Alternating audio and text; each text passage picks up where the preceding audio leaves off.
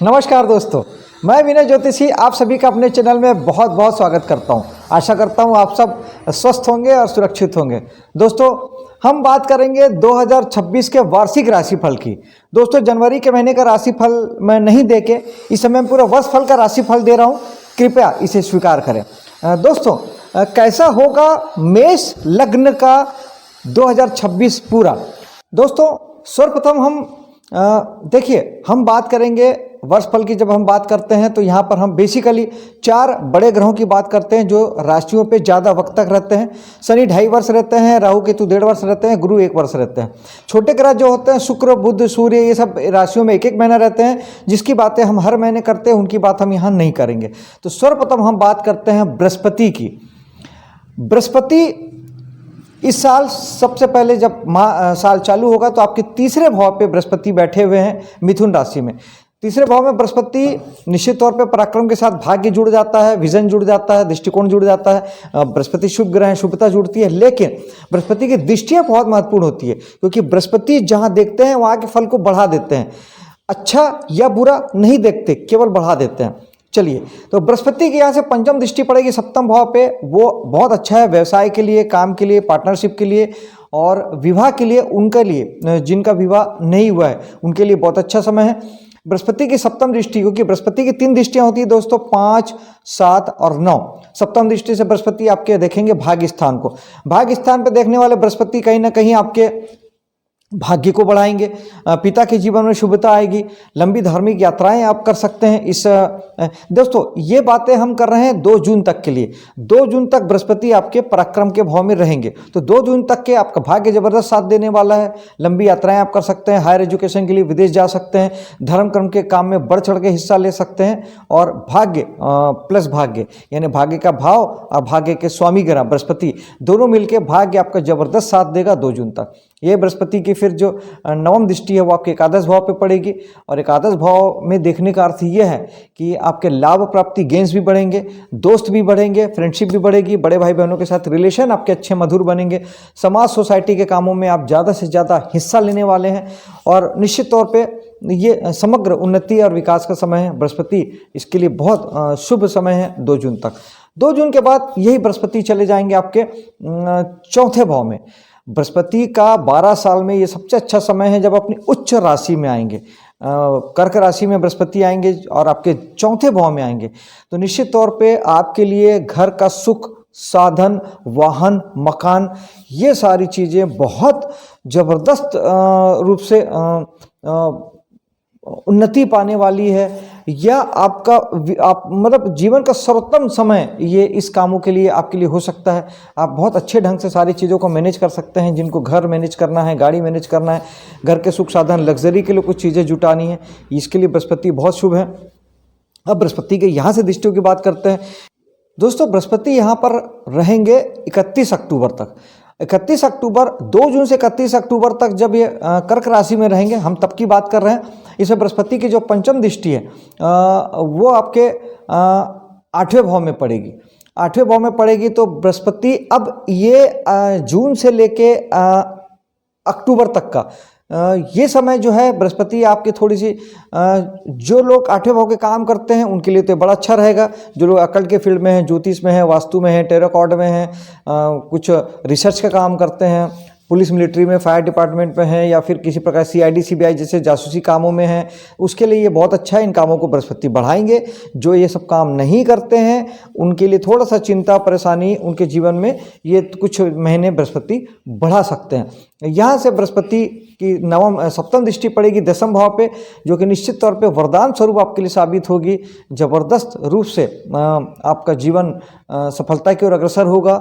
10वां भाव हमारे कर्म का भी होता है, मान सम्मान प्रसिद्धि का भी होता है, अधिकारों का भी होता है। ये सारी चीज़ों में बढ़ोतरी होगी 2 जून से लेकर 31 अक्टूबर तक। देन बृहस्पति की 9वीं दृष्टि जो पड़ेगी आपके 12वें भाव पे पड़ेगी। तो इस समय में फिर वही बात है कि अगर आप 12वें भाव के काम करते हैं, यानी आप विदेश से जुड़े हैं, हॉस्पिटल व्यवसाय से जुड़े हैं, जेल से जुड़ के नौकरी वगैरह करते हैं, या फिर आप इन्वेस्टमेंट का काम करते हैं, या फिर योगा टीचर हैं, योगा वगैरह आप रेगुलर बेसिस पे करते हैं, तो ये चीज़ें बढ़ेगी।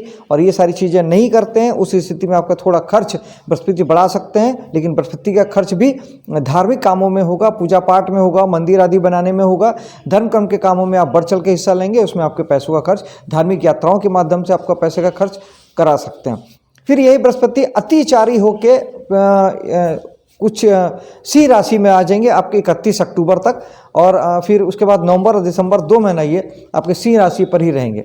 तो सिंह राशि में इन्हें पंचम भाव पे गुरु का आना, जहाँ एक और आपके माइंडसेट को बहुत अच्छा बनाएगा, धार्मिक बनाएगा, बहुत अच्छा दृष्टिकोण देगा। आप बहुत व्यक्तित्व से आप बहुत अच्छा सोचने वाले बन जाएंगे, दिव्य सोचने वाले बन जाएंगे, बड़ी अच्छी समझ के साथ, समझबूझ के साथ, क्योंकि पंचम भाव हमारा दिमाग होता है। दिमाग में बृहस्पति का आना, भाग्य, ऐसा काम करेंगे जो आपके भाग्य को निर्माण करे, ये जिससे आपका भाग्य बने, क्योंकि बृहस्पति नैसर्गिक भाग्य के कारक ग्रह हैं।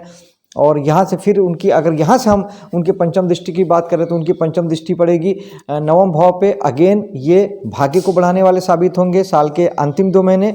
उसके बाद में उनकी सप्तम दृष्टि एकादश भाव पे पड़ेगी। फिर ये अगेन आपके एकादश भाव से लाभ प्राप्ति, गेंस को बढ़ाएंगे, समाज सोसाइटी में आपका स्थान बढ़ाएंगे, दोस्तों यारी बढ़ेगी, और यहाँ पे जीवन में बहुत अच्छा फील आप करेंगे।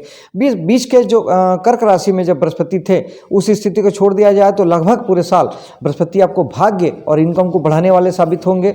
और फिर बृहस्पति की जो नवम दृष्टि है वो लग्न पे पड़ेगी, जो कि आपके व्यक्तित्व को निखारेगी, आपके जीवन में सुंदरता आएगी, आप अपने ऊपर काम करेंगे, आपका जो व्यक्तित्व है वो स्थान पाएगा, आपकी ब्रांडिंग हो सकती है, आपका नेम फेम बाजार में चल सकता है। ये सारी चीज़ें बृहस्पति देंगे। तो इस प्रकार से देखा जाए तो बृहस्पति लगभग 80% आपके लिए बहुत ज़बरदस्त शुभ है, और आपके जीवन में मान सम्मान, पैसा, प्रसिद्धि, सफलता और सुख वैभव लेके आने वाले हैं।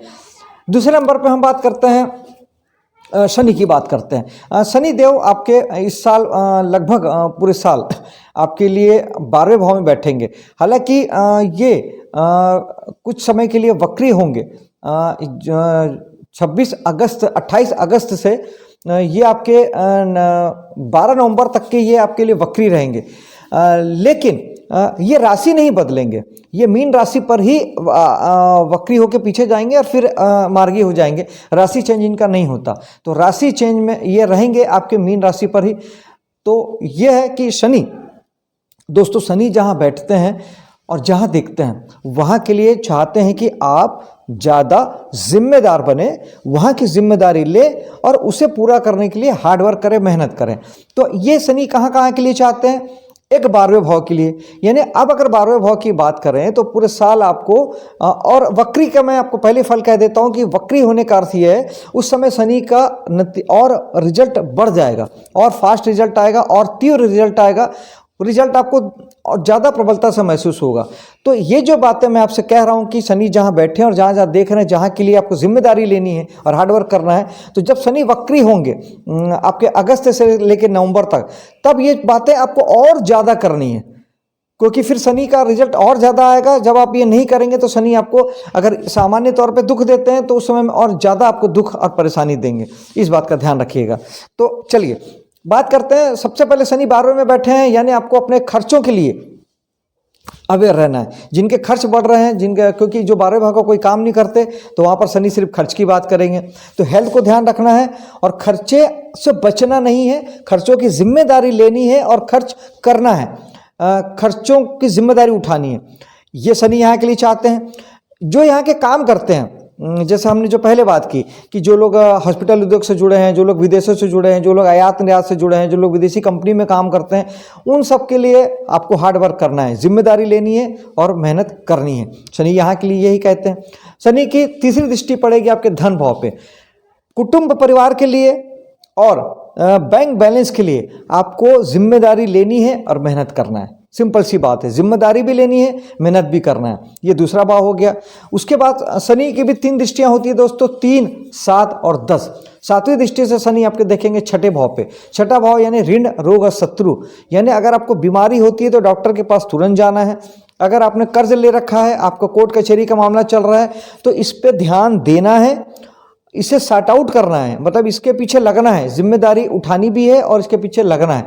ये सब नहीं करेंगे, आपने जिम्मेदारी नहीं उठाई, आप हल्के से लेंगे, आप चीज़ों को छोड़ देंगे, तो शनि आपको इन बातों से दुख देंगे, परेशानी देंगे। तो आपको लगना है। आप अगर छठे भाव का काम करते हैं, यानी आप सर्विस सेक्टर में आप नौकरी करते हैं या सेवाएं देते हैं, सेवा का कार्य जो है, जिसमें आप ट्रेडिंग बिजनेस नहीं करते, आप सेवा देते हैं, सेवा, जैसे इंजीनियर, डॉक्टर, वकील अपनी सेवा देते हैं, है ना, एक बढ़ई, लोहार, ये सब अपनी सेवाएं देते हैं, बाल काटने वाला अपनी सेवाएं देता है। जब अगर इस फील्ड से जुड़े हैं तो जिम्मेदारी लेनी है, हार्डवर्क करना है, यानी अपने कामों को आपको करना ही होगा। ये शनि के लिए हो गया, ये आपके छठे भाव के लिए हो गया। ये नहीं करेंगे तो शनि आपको प्रॉब्लम देंगे, दुख देंगे, वक्री होंगे तो ये चीज़ें बढ़ जाएगी। शनि की दशम दृष्टि की बात करते हैं। शनि की दशम दृष्टि पड़ेगी आपके भाग्य स्थान पे। अब यहाँ पर यही है, आपको पिता को ध्यान देना है, अपने भाग्य को बढ़ाने के लिए आपको मेहनत करनी है। आप अगर हायर एजुकेशन से जुड़े हैं, विदेश यात्रा करना है, धर्म कर्म के कामों में आपको जिम्मेदारी लेनी है और उसे पूरा करना है। ये भाग्य के स्थान के लिए हो गया, ये आपको करना है। नहीं करेंगे तो शनि दुख देंगे। अब हमने बात की 12वें भाव की, जहाँ शनि बैठे हैं। हमने बात की धन भाव के बारे में, छठे भाव के बारे में और नवम भाव भाग्य के बारे में। इन 4 भावों से आपको कहीं भी दुख, तकलीफ, पीड़ा, परेशानी हो रही है, इसका पहला मतलब तो ये हुआ कि आप वहाँ की जिम्मेदारी नहीं ले रहे हैं और हार्डवर्क नहीं कर रहे हैं। ये करना है। प्लस शनि के लिए शनि के उपायों की बात कर लेते हैं। अगर आपको इन किसी भी 4 भावों में से कहीं पर भी आपको तकलीफ हो रही है तो फिर शनि का उपाय करना बहुत ज़रूरी हो जाता है। शनि के लिए आप संध्या के समय में पीपल में एक दिया सरसों तेल का जला सकते हैं। ओम शनिचराय नमः का 1 माला डेली प्रतिदिन कर सकते हैं। शनिवार का उपवास कर सकते हैं, हनुमान जी की साधना कर सकते हैं, बजरंग बाण, सुंदरकांड, हनुमान चालीसा का पाठ कर सकते हैं और भगवान शनि को सरसों का तेल चढ़ा सकते हैं। गरीब को भी सरसों का तेल दान में दे सकते हैं। तिल और लोहा भी भगवान शनि को चढ़ाया जाता है। और साथ ही आपको जितने लेबर क्लास होते हैं, जो गरीब लोग होते हैं, इनकी मदद करना है, सहायता करना है, इनके साथ अच्छे से बात करना है, इन्हें मान देना है, सम्मान देना है। इनसे जरा भी इनको दुखी नहीं करना है, इनसे कोई भी श्राप नहीं लेना है, इनसे कुछ भी अपने को ब्लेम नहीं लेना है, वरना फिर शनि आपको नहीं छोड़ेंगे, क्योंकि शनि नैसर्गिक कारक गरीब और लेबर क्लास लोगों के होते हैं। दोस्तों, ये हो गए शनि भगवान भी हो गए। बृहस्पति ऑलवेज शुभ है, इसलिए मैंने उनको उपाय नहीं बताया था। और बृहस्पति आपके लिए बहुत अच्छे हैं, इसलिए उपाय की आपको आवश्यकता भी नहीं पड़ेगी। दोस्तों, अब बात करते हैं राहु और केतु के ऊपर में। राहु और केतु एक राशि में 1.5 वर्ष रहते हैं। ये अभी राहु वर्तमान में आपके कुंभ राशि में है और केतु सिंह राशि में है। और ये यहाँ पर 5 दिसंबर तक रहेंगे, यानी पूरा 11 महीना राहु और केतु इन्हीं राशियों में रहने वाले हैं। आखिरी के 1 महीने राशि परिवर्तन करेंगे, मैं उसकी भी बात आपसे कर लूँगा। राहु और केतु को समझना दोस्तों, सबसे पहले इतना समझ लीजिए कि राहु और केतु 180 डिग्री एक दूसरे से अलग हैं, पूरे उल्टा हैं। केतु वर्तमान है, राहु भविष्य है। केतु वैराग्य है, मुक्ति है। राहु मोह माया, पीछे भागना, दौड़ना, सपने, विजन, दृष्टिकोण, सब राहु है।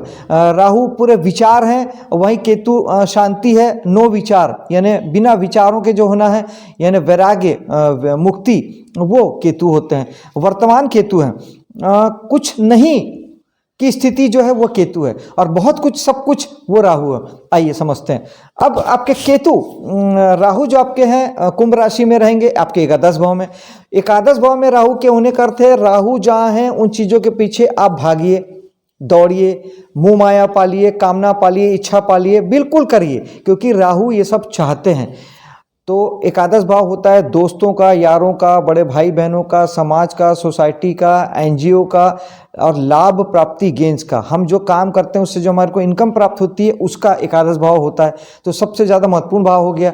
तो आपको इन चीज़ों के पीछे लगना है, इन सारी चीज़ों के पीछे मेहनत करनी है, लगना है और अपने चीज़ों को और बड़ा कर लेना है। जब आप बड़ा कर लेते हैं तो राहु का यूज़ आप कर लेते हैं, क्योंकि राहु बड़ा है।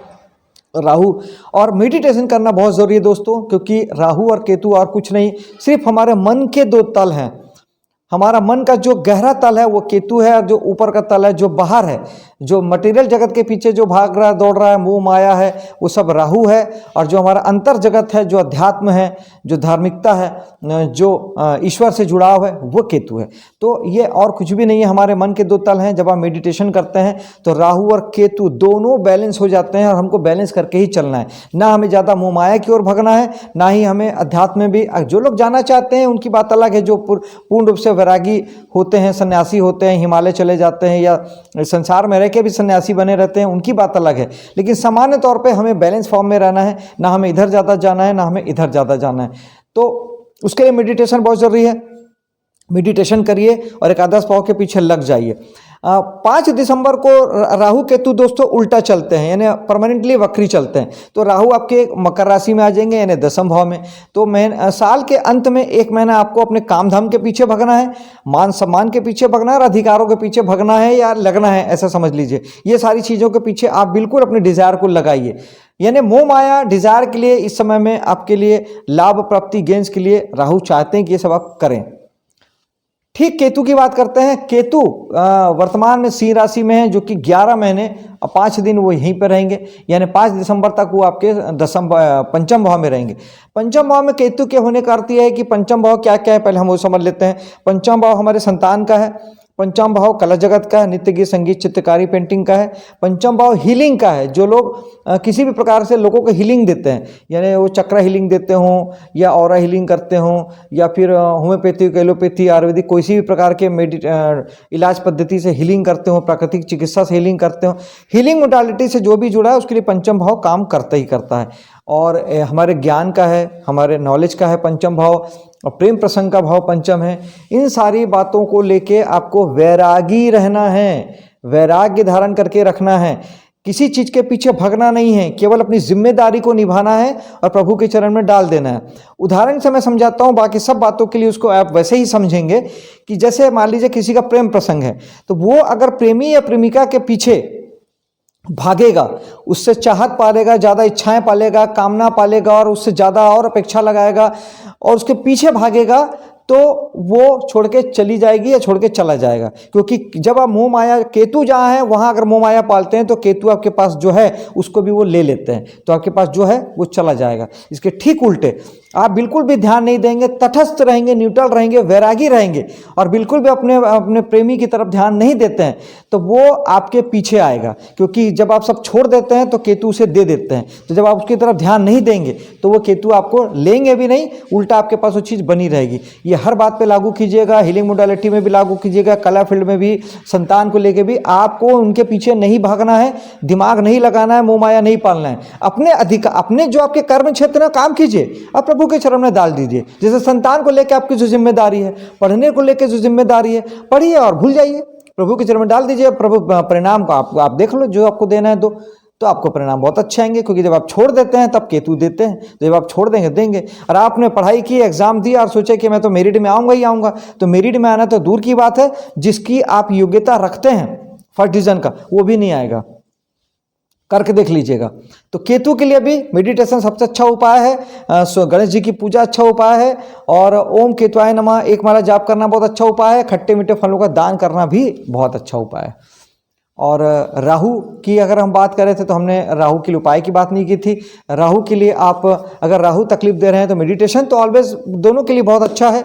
राहु केतु बन जाना उससे भी अच्छा है। और पूजा पाठ की बात करें तो ओम राहवे नमः 1 माला जाप कर सकते हैं, माँ सरस्वती की पूजा कर सकते हैं, और सूखा नारियल बहते जल में बहाना राहु को ठीक करता है। आप इससे राहु को ठीक कर सकते हैं। ज़्यादातर राहु की प्रॉब्लम एक ही होती है कि आपको ज़्यादा विचार आते हैं, बहुत ज़्यादा आपको चिंतन होता है, बहुत ज़्यादा माइंडसेट आपका भ्रम पैदा होता है। तो वो आपको एकादश भाव के लिए हो सकता है, पैसा कमाने के लिए हो सकता है, दोस्तों यारों भाई बहनों को लेके हो सकता है। अगर ऐसा है तो मेडिटेशन करिए और ये उपाय कीजिए। दोस्तों ये था मेष लग्न का 2026 का वर्षफल। मिलता हूँ आपसे अगले वीडियो में, तब तक के लिए जय हिंद, जय माता दी।